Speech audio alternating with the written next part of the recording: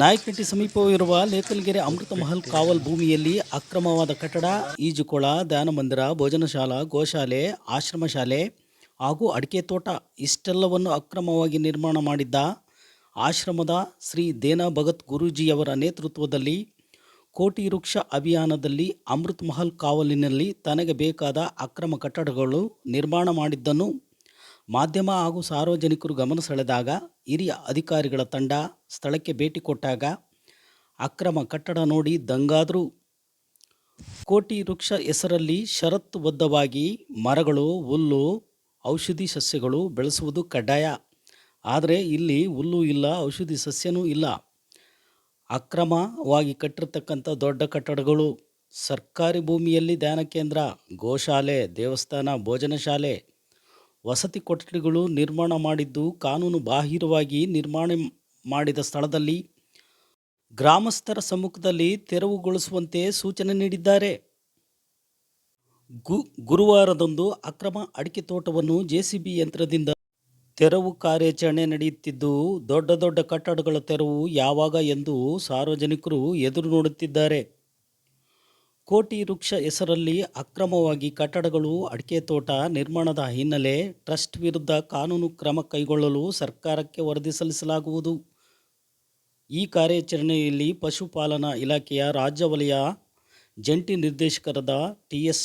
ಶ್ರೀಧರ್ ಮೂರ್ತಿ, ಅಜ್ಜಂಪುರದ ಅಮೃತ್ ಮಹಲ್ ತಳಿ ಸಂವರ್ಧನಾ ಕೇಂದ್ರದ ಉಪನಿರ್ದೇಶಕ ಪ್ರಭಾಕರ್, ರಾಮಗಿರಿ ಕೇಂದ್ರದ ಉಪಕೇಂದ್ರದ ಮಂಜಪ್ಪ, ಎಮ್ಮಿಗನೂರು ಡಾಕ್ಟರ್ ಗಜೇಂದ್ರ ಕುಮಾರ್, ಚಳ್ಳಕೆರೆ ಪಶು ಸಹಾಯಕ ನಿರ್ದೇಶಕರಾದ ಶ್ರೀನಿವಾಸ್ ಬಾಬು, ನಾಯಕನಹಟ್ಟಿ ಪಶು ವೈದ್ಯಾಧಿಕಾರಿ ವಿಜಯ್ ಕುಮಾರ್ ಹಾಗೂ ಸುಮಂತ್ ನಾಯ್ಕ್ ಹಾಗೂ ಲೇಕಲ್ಗೆರೆ ಗ್ರಾಮಸ್ಥರು ಸ್ಥಳ ಪರಿಶೀಲನೆಯಲ್ಲಿ ಇದ್ದರು.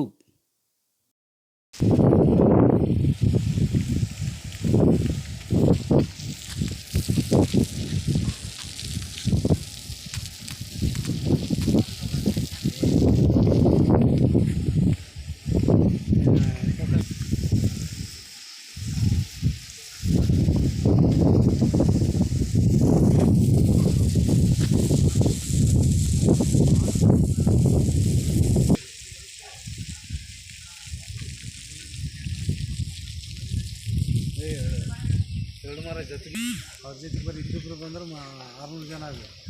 ಹಾಂ ಏನಪ್ಪ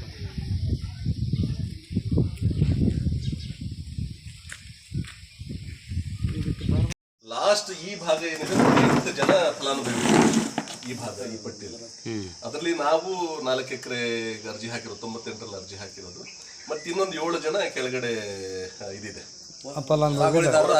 ಸಾಗುವಳಿ ಅಕ್ರಮ ಸಕ್ರಮದ ಅಡಿಯಲ್ಲಿ 52 ಫಾರಂ ಅಡಿಯಲ್ಲಿ ಹಾಕಿರುವಂತದ್ದು.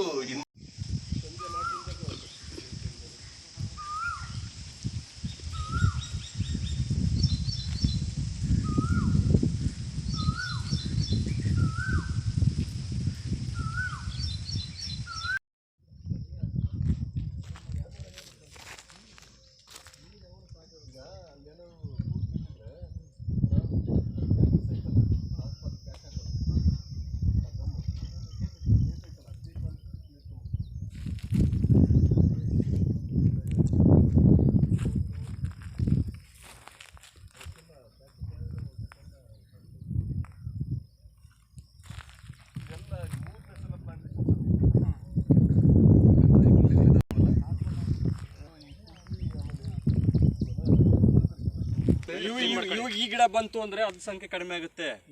ಈ ಮರಗಳು ದೊಡ್ಡದಾಯ್ತು ಅಂತಂದ್ರೆ ಆ ಸಂಖ್ಯೆ ಕಮ್ಮಿ ಆಗ್ಬಿಡುತ್ತೆ, ಆಟೋಮೆಟಿಕ್ ಕಡ್ಸಕ್ಕೆ ಬರೀ ಕಡ್ಡಿ ಇದ್ದು. ಈಗ ಸ್ವಲ್ಪ ಎಲ್ಲ ರಿಮೂವ್ ಮಾಡಿಬಿಟ್ವಿ, ಅವು ಎಷ್ಟು ಚೆನ್ನಾಗಿ ಬೆಳೆದಿದೆ. ನೀವು ನೆಕ್ಸ್ಟ್ ಇಯರ್ ಬರೋ ವರ್ಷದಲ್ಲಿ ಇವೆಲ್ಲ ದೊಡ್ಡ ಮರಗಳಾಗಿ ಬೆಳೆದಿರ್ತದೆ. ಇದು ಏನಿದೆ ಸಮ್, ಇದರಲ್ಲಿ ನಾವು ಕನಿಷ್ಠ ಒಂದು 50 ಸಲ ಹೋಗ್ತೀನಿ ಮೀಟಿಂಗ್. ಬೆಂಗಳೂರಿಗೆ ಒಂದ್ಸಲ ಹೋದ್ರೆ ಒಂದು 10,000 ರೂಪಾಯಿ ದುಡ್ಡು. ಈ ಶ್ರಮಗಳು ಯಾರಿಗೂ ಹೇಳ್ಕೊಳಂಗಿಲ್ಲ. ಬಟ್ ಏನಂದ್ರೆ ಮಾಡಿ ಸಾಯೋವರೆಗೆ ಇದನ್ನ ಮಾಡ್ತಾ ಸತ್ತೋಗ್ಬಿಡೋಣ ಅಂತ ಡಿಸೈಡ್ ಆಗಿದೆ. ಕೆಲಸ ಮಾಡ್ತಾನೆ, ನಾನು ಹೊಡೆದಾದ್ರು ಸಾಯಿಸ್ಲಿ.